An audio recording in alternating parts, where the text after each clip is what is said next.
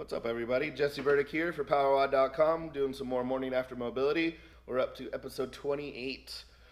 This is the hamstring stretch, smash, and mash.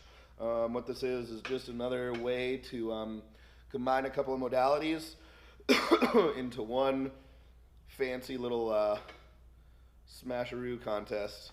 So this is more of a lower body mab here. So what we're doing here is we're just going to find some sort of a bench, or if you have a power rack and you have the pins, you can kind of put the pins up. I like to recommend doing this standing opposed to, trying to put your leg on a bench or anything along those lines. Standing is going to allow us to force the good position, and that's what's going to really get us the stretch out of the hamstring that we want. So I have my bench. I'm still working on my hamstring flexibility. So the further you work on it, the further high up the bar can be. So this is right about at my waist level. And then what I'm going to do is I'm going to kind of grab on, try and throw my leg over.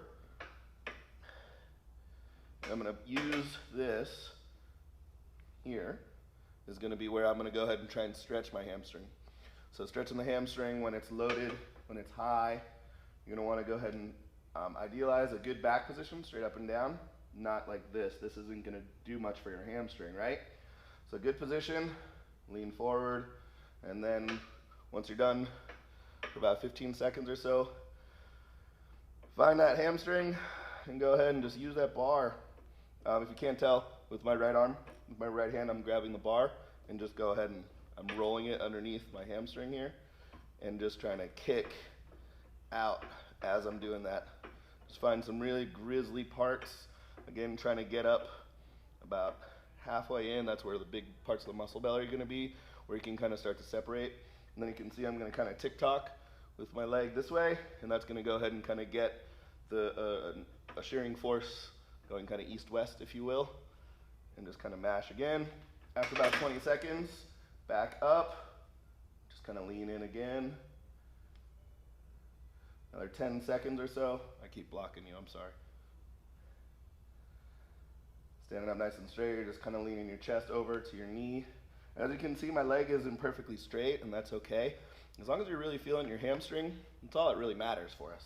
I'm going to go ahead and kind of dive in again, roll that bar, kind of smash, turn, swing my leg a little bit, go from there, and come on out.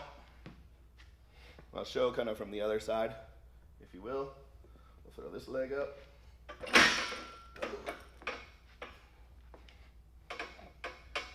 Here, straight leg, straight back, leaning over, get a lot of the hamstring. You can kind of even lean on this, but when you lean on your leg, remember, bar's underneath there too.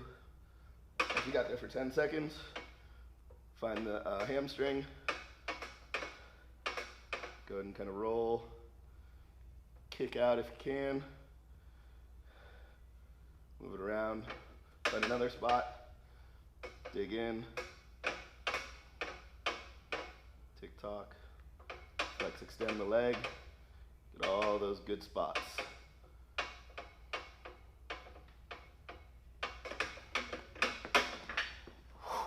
So by putting all those together, it gives us a chance to stretch the musculature out, then also kind of find some of the pieces in there, some of the scar tissue or the adhesions that aren't letting the tissues in there slide and maybe fully stretch that with the way that we want them to. So by kind of getting on there and rolling those out, hopefully it'll allow us to open up those hamstrings and allow them to stretch a little bit further, therefore giving us a little bit better of a roll and a little bit better of a stretch, and overall just a better mobility experiment for you. Again, just need a bar or kind of the safety pins in a rack. Set it up low to start and then work your way up. I would recommend holding your stretch anywhere from 10 to 20 seconds and go ahead and go through those three kind of rolls: forward, tick-tock, flex, extend, and then come back to the stretch. We can do that 3 times around and kind of moving the bar around, hitting different spots on the hamstring. Should equal out to maybe, close to 2 or 3 minutes per leg. It's going to really loosen you up undo some of the damage you did yesterday, allow you to go ahead and do some more damage to yourself afterwards, whatever it is that you're using this mobility tool for kind of going forward. Only piece of caution, well, a couple pieces of caution. A, most of these bars have knurling, so if you're wearing shorts, you might get on kind of the bare leg, which may kind of irritate it, scratch it, so be careful of that. Also, if you're doing anything and you feel any really big or sharp, hot pulls, it's time to stop. That means you've stretched it too far, something along those lines. And remember, if there is some sort of damage done in there, you got to think about what it's like to stretch a rubber band. Actually, I have one. What it's like to stretch a rubber band with a knot in the middle. This is basically what a tear really looks like, okay? So when we're stretching, it's not, the ideal thing about a stretch is we want to go ahead and have a stretch come out this way. Yes, agreed? When there's a tear, there's something in there that's not going to allow us to do that we can't really break up, or a fresh tear. You don't want to stretch it because you're not going to get the stretch from here. You're going to get a little bit of the stretch from these guys, but you're also going to get a stretch from this tear to this part and here to here. Therefore, just usually making that tear a little bit bigger. So if you have a tear, a fresh tear, probably not the most ideal thing to go ahead and do. That's when you're going to go ahead and try and roll over it and really trying to open things up. But if you feel something hot, burning, something along those lines, really try and back off and make sure that you're not causing anything that we're really trying to undo.